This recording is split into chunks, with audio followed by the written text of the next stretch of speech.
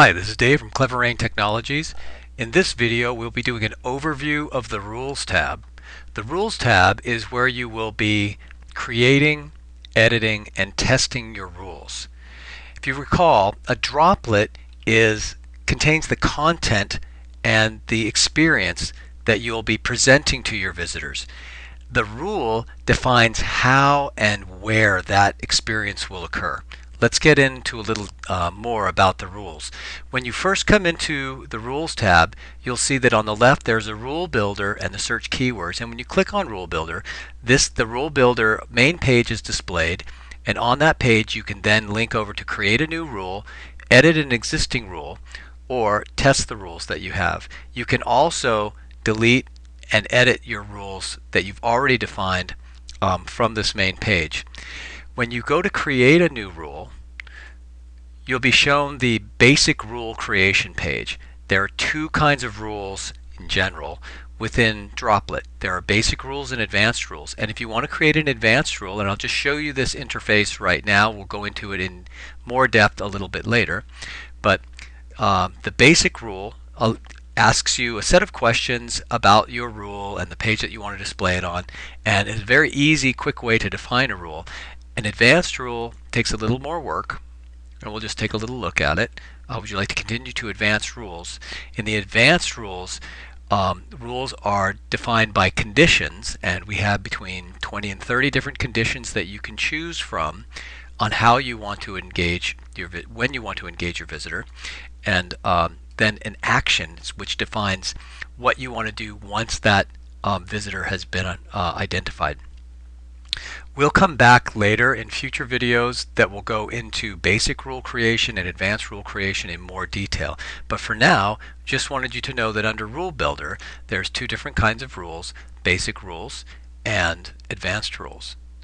To edit a rule, you basically click on the pencil icon next to a rule. So let's take a look at the My New Droplet rule as an example.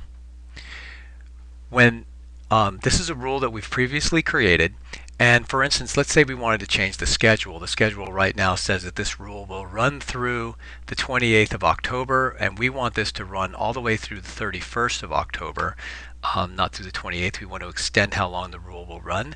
We can then make that change and save the rule, and now once that rule is saved, now that rule will run all the way through the 31st of October.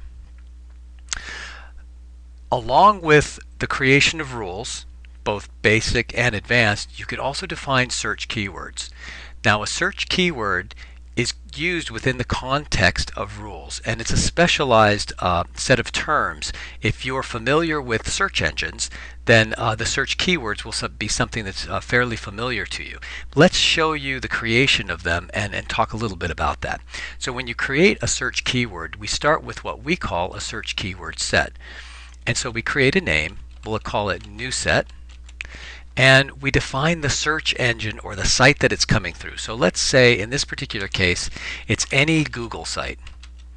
So if what's called the referrer contains Google, then we want to be able to utilize this, and we want to match on any keyword. And let's say the keywords are, in this case, guitar, banjo, and mandolin.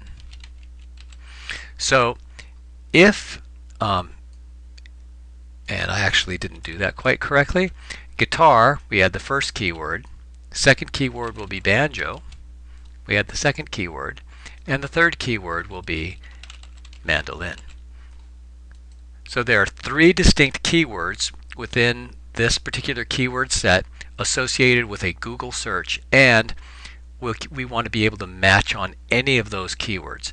Once we've defined this keyword set, then we want to save that, and you'll see that we have the new set defined that's going to match any guitar, banjo, and mandolin.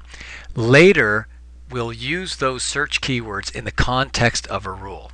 So if we want to utilize a rule to search for those particular keywords and then engage a visitor.